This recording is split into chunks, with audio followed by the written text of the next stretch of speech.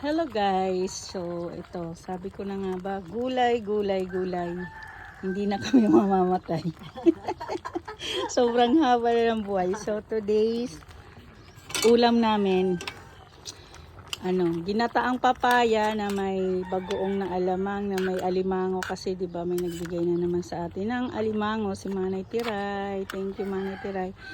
So since si Angel hindi kumakain itong ginataang papaya, magluluto tayo ng tinolang manok.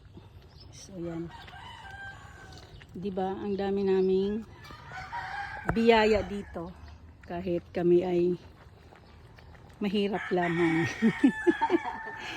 Sininiat na ganito yan. So ayan, sarap ng kain na naman namin dito. Paano naman kami nito mag-diet, diba?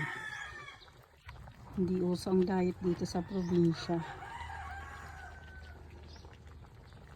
Dito ako nagluto sa aming lutoang uling. Yan.